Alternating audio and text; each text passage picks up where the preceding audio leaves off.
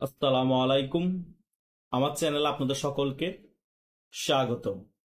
বাংলাদেশ কি নাটকের স্বর্গরাজ্য হয়ে গিয়েছে? বাংলাদেশটা আসলে চালাচ্ছে কে? আর বাংলাদেশের মধ্যে একজন রাষ্ট্রপতি এখন কি জীবিত নাকি মৃত, সেটাও আমরা জানতে পারছি না।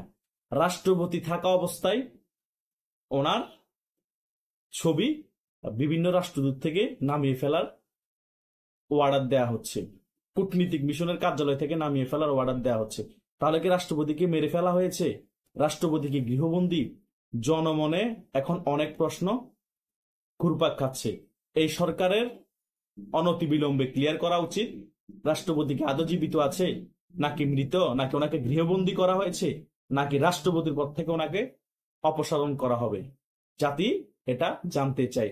আর দ্বিতীয় ব্যাপার হচ্ছে, রাষ্ট্রপতি থাকা অবস্থায়, উনি রাষ্ট্রের সর্বোচ্চ পদে থাকা অবস্থায় বিভিন্ন দূতাবাস থেকে এবং কূটনীতিক মিশনের সরকারি যে কার্যালয়গুলো আছে ওগুলো থেকে ওনার ছবি নামানো হচ্ছে ফৌজদারি অপরাধ।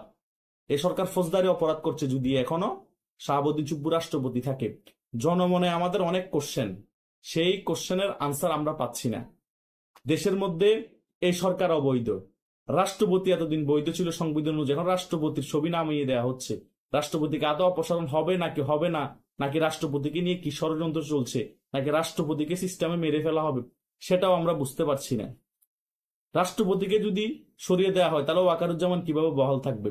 সংবিধান অনুযায়ী তো রাষ্ট্রপতিকেও শেখ হাসিনা নিয়োগ দিয়েছে এবং সেনাপ্রধানকে নিয়োগ দিয়েছে। আপনারা যদি একটা ইস্যু দেখে রাষ্ট্রপতিকে সরিয়ে দেন তাহলে সেনাপ্রধান ওয়াকারুজ্জামানকে সরিয়ে দিতে হবে।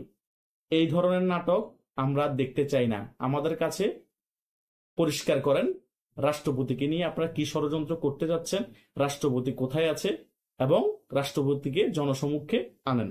আমরা জনগণে এখন চিন্তিত, আমাদের রাষ্ট্রপতিকে কি আপনারা মেরে ফেলেছেন, নাকি কোনো ধরনের পয়জন পুশ করে ওনাকে মেরে ফেলার জন্য চেষ্টা করছেন। অনেক কিছুই ঘুরপাক খাচ্ছে। যতক্ষণ পর্যন্ত ক্লিয়ার করবেন না আমরা অনেক কোশ্চেন করে যাব আপনাদেরকে। কারণ হাজার হলো উনি আমাদের দেশের সর্বোচ্চ পদে আছে রাষ্ট্রপতি, তিনি আওয়ামী লীগ মতাদর্শের হোক, বিএনপির মতাদর্শের হোক, যে মতাদর্শের হোক, সেটা আমাদের দেখার বিষয় না। আমাদের সবচেয়ে বড় বিষয় হচ্ছে তিনি আমাদের দেশের এখন বর্তমান রাষ্ট্রপতি। তার রাষ্ট্রপতিকে নিয়ে ছেলে খেলা খেললে হবে না। আপনাদেরকেও তো তিনি শপথ বাক্য পাঠ করিয়েছেন, তাই না? তাই তো ওনার অধীনেই তো আপনারা শপথ নিয়েছেন। তাহলে আপনাদের পোস্টার থাকবে, রাষ্ট্রপতির পোস্টার নামিয়ে ফেলতে হবে, বঙ্গবন্ধুর পোস্টার নামিয়ে ফেলতে হবে। আরে ভাই, বঙ্গবন্ধুরটা বুঝলাম, বঙ্গবন্ধুর পোস্টার নামিয়ে ফেলেন, পছন্দ করেন না তো এখন তো রাষ্ট্রপতি রানিং অবস্থায় আছে, ওনার ছবি কেন নামিয়ে ফেলতে হবে? তার মানে আপনারা হয়তোবা ওনাকে মেরে ফেলেছেন, না হলে গৃহবন্দী করে রেখেছেন, না হলে অপসারণ করে দিবেন।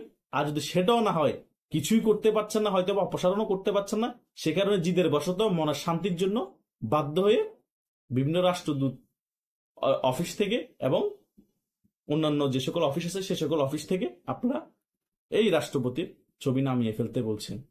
এই ধরনের হিংসাত্মক রাজনীতি, এই ধরনের স্বৈরাচারী মনোভাব দিয়ে আপনারা বুঝি বাংলাদেশের গণতান্ত্রিক প্রক্রিয়া ফিরে আনবেন? আবার শেখ হাসিনাকে আপনারা বড় গলায় বলেন শেখ হাসিনা স্বৈরাচার, এগুলো হাস্যকর।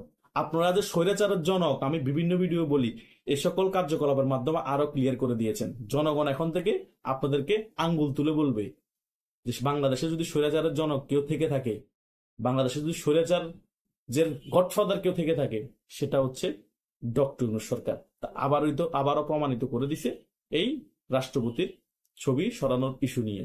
কালকে আমি নিয়ে ভিডিও বানিয়েছি, আজকে বাধ্য হয়েছে রাষ্ট্রপতির ব্যাপারটা নিয়ে কথা বলতে, কারণ এটা খুবই সেন্সিটিভ বিষয়। কারণ একটা দেশের রাষ্ট্রপতি বহাল থাকা অবস্থায় ওনার ছবি নামিয়ে ফেলা হবে দূতের অফিস থেকে, তারপরে বিভিন্ন কূটনীতিকের কার্যালয়ের অফিস থেকে, এটা তো মেনে নেওয়া যায় না।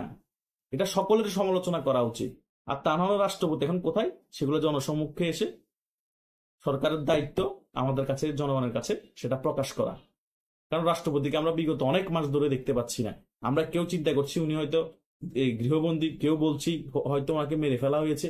অনেক জল্পনার অবসান ঘটাতে হবে এই সরকারকে। অপসারণ করলো জাতির কাছে ক্লিয়ার করেন, যদি কোনো অঘটন ঘটে থাকে সেটাও ক্লিয়ার করেন। আমরা এরকম গুমরা হয়ে থাকতে পারবো না। এটাই হচ্ছে আমাদের মেইন কথা। ধন্যবাদ সকলকে।